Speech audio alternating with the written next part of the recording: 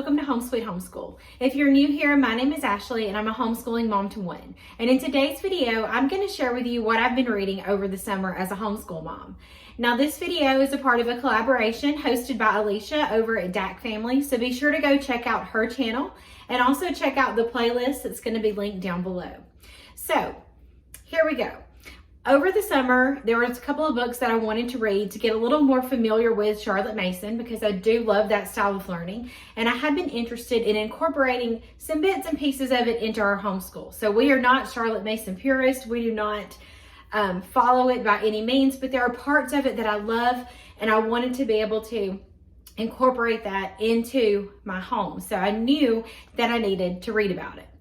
So I'll share those books. I also even picked up a fiction book, which is very rare for me because I'm not really into fiction when it comes to like adult fiction.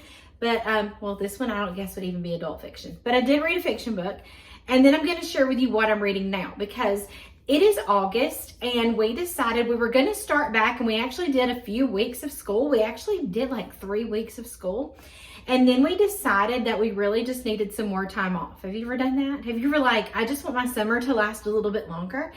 And the flexibility of homeschool is like, I can do that. Why am I thinking I have to start back right now? So we've actually extended our summer until the second week of September. So we're gonna have a nice long break. So I have a little bit more summer reading to do. So I'll share with you what I'm reading now as well. So first, I'll just kind of tell you about my son. My son is 13, and while he's never really enjoyed reading, like never, if you have a child at home that doesn't enjoy reading, don't give up hope because it will change. I think it will change.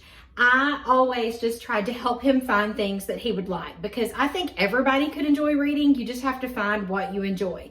And so for years, I would introduce him to different series and things like that. And it really just took finding something himself to make him become a reader. So I do not have like an incentive chart for him to read. Remember, he is 13. We don't get prizes and things like that, but he has found a love for Japanese manga. He loves it. He loves anime. He loves manga. And so he will read those. He has an app on his phone that he reads from.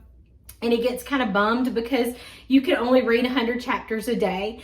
And so that really stresses him out because he wants to read more.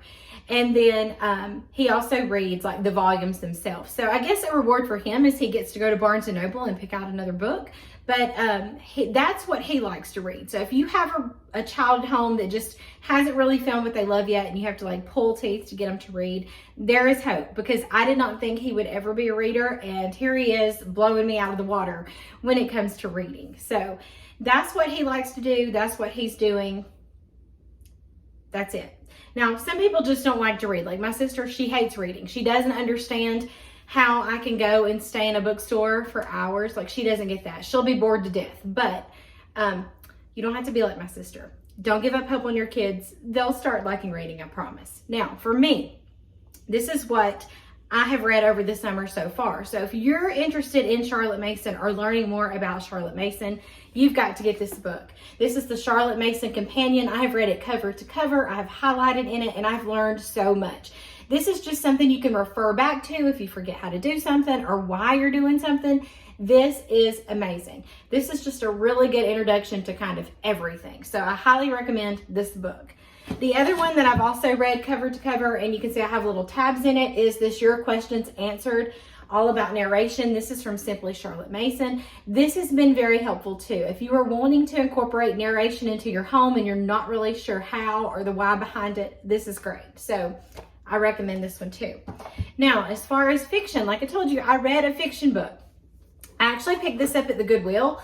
This is Animal Farm, and I'd heard things about it, and it's something I never read. I was never assigned it in school. I'd never read it. And so I was like, you know what, I'm going to read it because it was actually a pretty short read.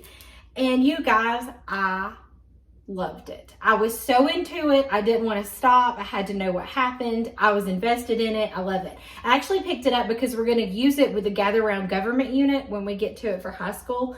This was great. If you haven't read Animal Farm or if it's been a while, pick it up and read it.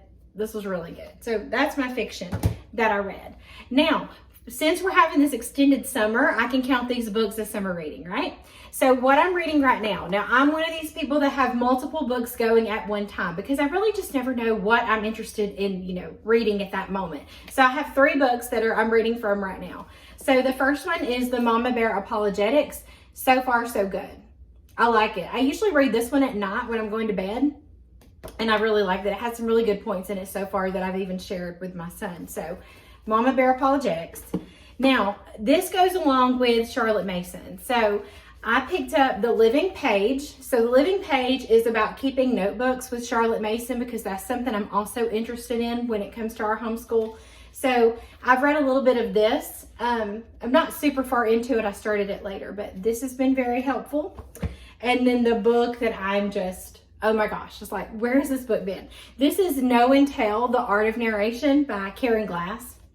So if you know anything about Charlotte Mason, you've probably heard of this book, and you probably heard of Karen Glass before. But this book, I've learned so much. I've learned the whys behind of narration. I've learned how to do it with a child who's just starting out, how to do it with a child who is older, because like my son's 13, so he hasn't had like years and years experience of narration, but she walks you through everything. There's tons of ideas. There are rubrics. There are just all kinds of things in here. And as you can see, I've highlighted on pretty much every page just little things that stick out to me and that I want to remember. So if you want to know more about narration, this right here, this is your go-to.